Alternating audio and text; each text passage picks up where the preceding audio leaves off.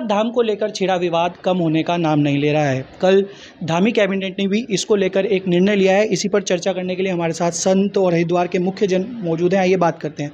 गुरुजी, एक निर्णय लिया गया है धामी कैबिनेट में कि सख्त कानून बनाया जाएगा चारों धामों को लेकर, किस तरह से देखते हैं इस निर्णय को?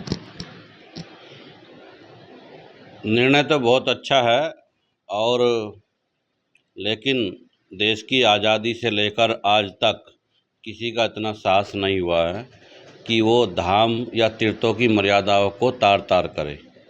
जिस प्रकार से हमारे धाम हैं, उनकी जो पवित्रता है, उनकी जो मान्यता है, वो अनादिकाल से हमारे आदि जगत गुरु शंकराचार्य जी से लेकर और आज तक उनकी जो प्रतिष्ठा है वो संसार में बनी हुई है। ये राज्य सरकार जिस प्रकार से ये बिल ला रही है, ये बिल तो बहुत अच्छा है, लेकिन अभी जो दिल्ली में जो घटना हुई है, दिल्ली की घटना में हमारे इस अखाड़ों में से 13 अखाड़ों के आचार्य इस पर विचार करें। क्या हमें ऐसे कार्यक्रमों में सम्मिलित होना चाहिए? हमारे जगत गुरु शंकराचार्य विचार करें कि क्या हम ऐसे धर्माचार्यों को, जो तीर्थों की मर्यादा या धाम जो हमारे देश में हैं, क्या अलग अलग धाम बनाने के लिए समाज को प्रेरित करने का काम संतों का है? हमारे यशस्वी मुख्यमंत्री पुष्कर सिंह धामी उसमें सम्मिलित हुए। जिन लोगों ने उनको वहाँ पर बुलाया, उनके ऊपर भी कार्रवाई होनी चाहिए। जो लोग एक नया धाम दिल्ली में बनाना चाह रहे हैं, तो ऐसे कदम उठाने से पूर्व हम सबको आत्मविश्लेषण करने की आवश्यकता है।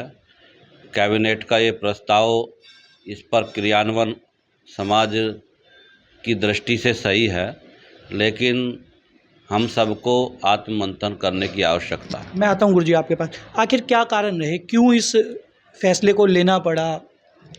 देखिए, कहीं ना कहीं जो दिल्ली में केदारनाथ धाम के मंदिर की स्थापना होने की जब खबरें उत्तराखंड तक आई, तो इस चीज़ का विरोध जो है केदारनाथ धाम में काफ़ी हुआ।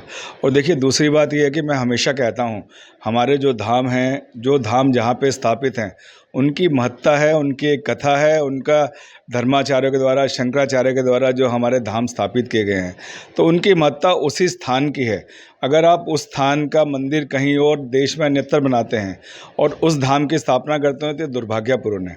उत्तराखंड चारों धामों के लिए जाना जाता है। उत्तराखंड के अंदर देश विदेश से करोड़ों श्रद्धालु हर वर्ष चारों धामों में माथा टेकने के लिए, पूजा अर्चना के लिए आते हैं।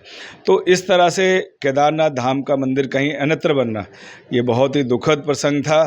तो कैबिनेट ने जो निर्णय लिया है, हम उसकी सराहना करते हैं। और ऐसा मैं ये कहता हूँ कि रामेश्वर धाम है, कन्याकुमारी को अगर हम स्थापना उसकी हरिद्वार में कर दें, या वृंदावन जी का, बांके बिहारी जी का मंदिर है, उसकी स्थापना कहीं अन्यत्र कर दें, तो उसकी महत्ता समाप्त होती है, उस मंदिर की भी महत्ता समाप्त होती है।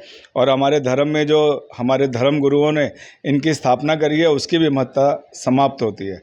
तो इसलिए हम ये निर्णय बहुत उचित है, और आगे से इस तरह की कोई भी चीज़ें हों तो उस पर सख्त से सख्त कठोर कार्रवाई होनी चाहिए। गुरुजी, क्या लगता है ये कोई साजिश हो सकती है? क्योंकि जिस तरह से पहले वहाँ पे भूमि पूजन होता है, उसके बाद विवाद छिड़ता है, तो इस तरह के फैसले लिए जा रहे हैं कैबिनेट में। ये एक बहुत बड़ा षड्यंत्र है, और इस षड्यंत्र की जांच केंद्र सरकार को करानी चाहिए, क्योंकि हमारे माननीय प्रधानमंत्री मोदी जी केदारनाथ के प्रति बहुत ही आस्था रखते हैं, और उन्हीं का ड्रीम प्रोजेक्ट केदारनाथ के 4 धाम की जो ऑल वेदर रोड या उसके डेवलपमेंट के लिए वो लगातार उसकी मॉनिटरिंग करते हैं।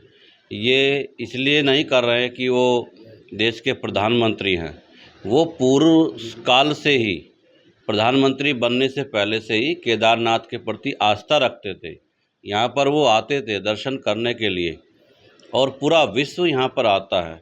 तो ऐसे धाम की आप मर्यादा को अक्षुण्ण रखने का काम किसको करना चाहिए?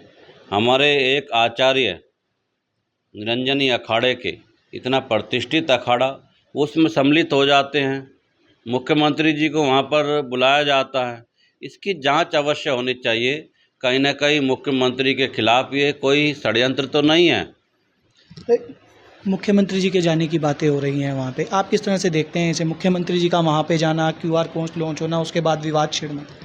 देखिए माननीय पुष्कर सिंह धामी जी इस समय देश के श्रेष्ठ मुख्यमंत्रियों में पहला स्थान रखते हैं और उनके द्वारा किसी भी प्रकार का जो निर्णय है वो आज उत्तराखंड को ही नहीं अपितु पूरे देश और दुनिया को दिशा और दशा देने वाला है। माननीय मुख्यमंत्री जी की कैबिनेट में ये निर्णय आया जिसकी बहुत लंबे समय से धर्मावलंबी प्रतीक्षा कर रहे थे, तो मुझे लगता है कि ये स्वागत योग्य है। और माननीय मुख्यमंत्री जिस तरह से तीर्थाटन को बढ़ावा दे रहे हैं, जिस तरह से पर्यटन को बढ़ावा दे रहे हैं, उत्तराखंड में उनकी सोशल साइटों पर भी अगर हम देखें तो प्रत्येक दिन उत्तराखंड के बड़े से बड़े और छोटे से छोटे धार्मिक स्थान की वो चर्चा वहाँ करते दिख रहे हैं। इसलिए माननीय मुख्यमंत्री जी का ये निर्णय श्रेष्ठ है, उत्तम है और भारत के अन्य मुख्यमंत्रियों को भी इस पर कहीं ना कहीं इस तरह के निर्णय पर विचार करना चाहिए। आप किस तरह से देखते हैं इसे, किस फैसले को लेकर? बहुत अच्छा फैसला है उत्तराखंड का, क्योंकि हमारी जो 4 धाम है वो सिर्फ उत्तराखंड में ही है और 5वां धाम भी जो बना कैची धाम वो उत्तराखंड में ही बना। आप देखिएगा विश्व में कहीं धाम नहीं है, क्योंकि बद्री, केदार, यमुनोत्री, गंगोत्री जो कि हमारे मोक्ष के धाम है बद्रीनाथ, अगर हम कहीं और बना देंगे तो मोक्ष नहीं मिलेगा, तो मोक्ष यहीं से मिलना है। ये बहुत दुर्भाग्यपूर्ण है कि संत भी शामिल हुए उसके। मैं उस संत का घोर विरोध करता हूँ कि वो पैसों के लालच में कहीं ऐसा काम ना करा उन्होंने कि इससे आमदनी बढ़ जाए। QR कोड होने का कि सिर्फ पैसा कमाने का जरिया बना लिया आज इन लोगों ने। ऐसा कोई धर्म ना करे जिससे कि उत्तराखंड की मर्यादा भंग हो। और मैं मुख्यमंत्री से निवेदन करना चाहूँगा कि इसके ऊपर जो भी अधिकारी इसमें दोषी हो, जो भी कर्मचारी इसमें दोषी हो, जो भी संत दोषी हो, उसके खिलाफ कठोर कार्रवाई करनी चाहिए। तो ये थे हमारे साथ हरिद्वार के कुछ प्रमुख जन जिनका कहना है कि धामी सरकार द्वारा लिया गए फैसला जो है सही है। सुमेश खत्री, श्रेष्ठ भारत, हरिद्वार। श्रेष्ठ उत्तराखंड पर खबरों से जुड़े रहने के लिए चैनल को सब्सक्राइब और लाइक करें, बेल आइकन दबाएं और देखते रहें श्रेष्ठ उत्तराखंड।